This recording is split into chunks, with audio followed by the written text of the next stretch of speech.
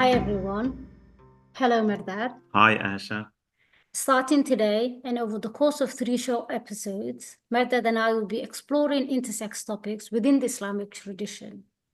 Let me begin with this question. Why is it important to talk about intersex in Islam today? And where does the urgency for such study and discussion come from? Thank you for this question, Asha. To briefly explain, its urgency stems from the necessity of addressing broader questions of gender, sex, and sexuality. Today, this is even more pressing than it was just a few years ago. On one hand, right-wing conservative politicians are rising to power in the West and openly rejecting non-binary understandings of sex and gender. And in doing so, they dismiss nearly essential work and advocacy by LGBTQAI plus individuals, activists, and scholars. Just recall what President Trump recently stated in his inaugural speech when he declared that there are only two genders, male and female. But on the other hand, Muslim preachers and imams engaged in da'wah, whether in the West or in Muslim majority societies, are increasingly and at times aggressively promoting a binary discourse and speaking out against homosexuality, transgender identity, and gender diversity more broadly.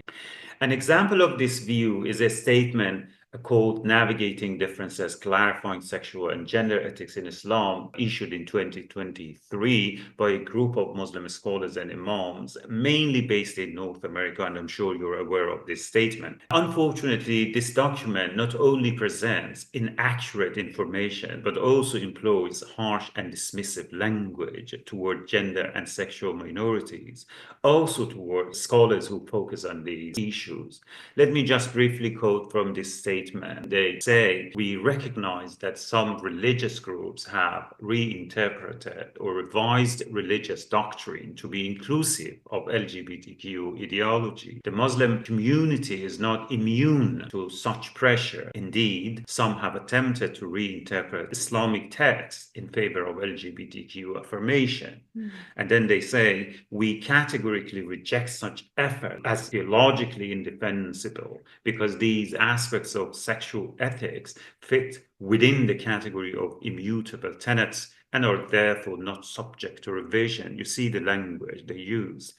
So these examples powerfully reaffirm the urgency of these conversations, not only the need to better understand the complexities of gender and sexuality in Islamic contexts, but also the importance of creating spaces for dialogue between reformist and traditionalist Muslim scholars.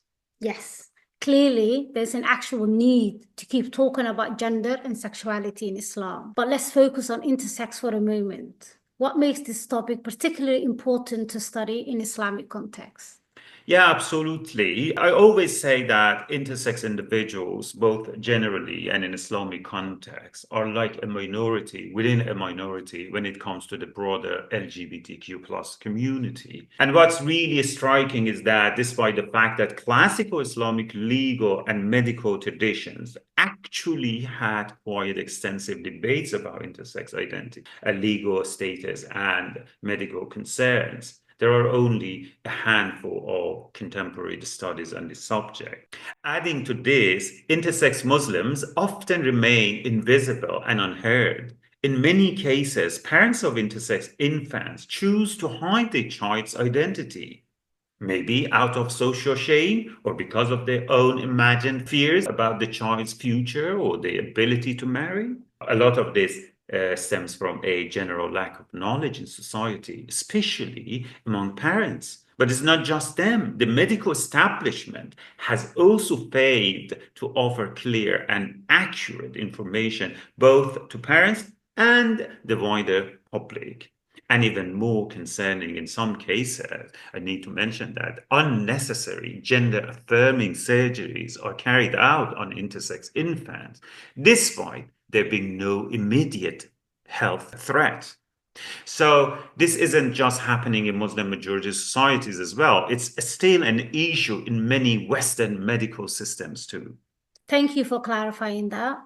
But it is really such an alarming issue concerning the actual number of intersex babies and people.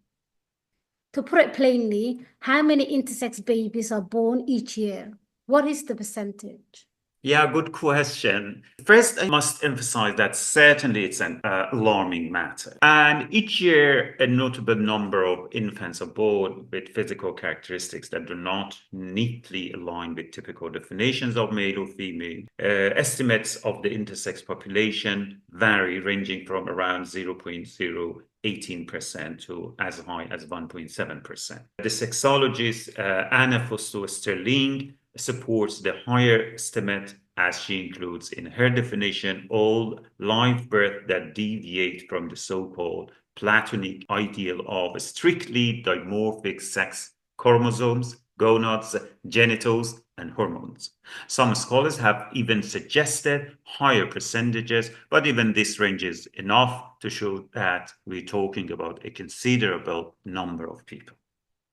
That's fair enough. Before we go any further, I think it's important to first get a clear understanding of what we mean by intersex. Could you give us a rough definition? Who exactly falls onto the category of intersex individuals?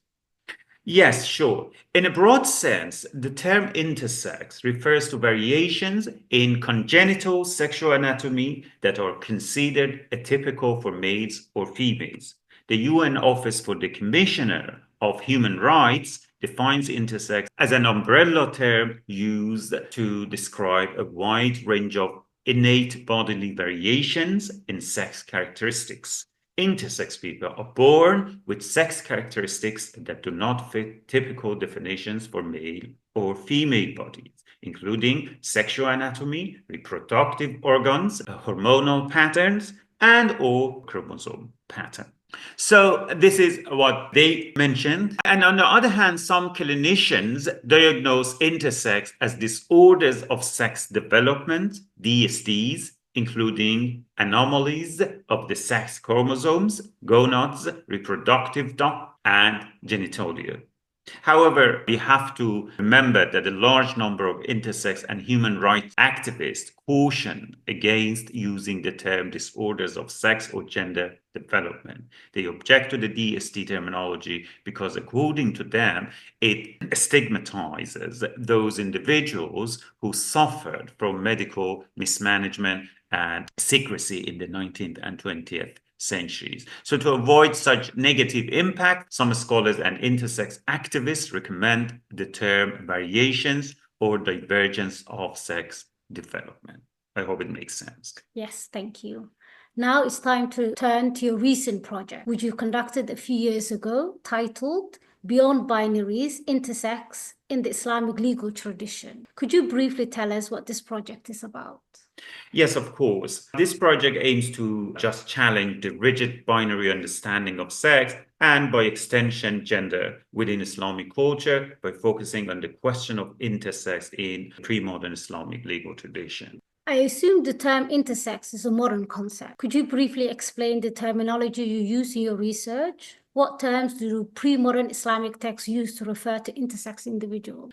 In classical Muslim discourse, a group of people whose biological appearance and often sexual anatomy do not fit the definition of male or female bodies, those who are, currently classed as intersex, were commonly referred to as khuntha.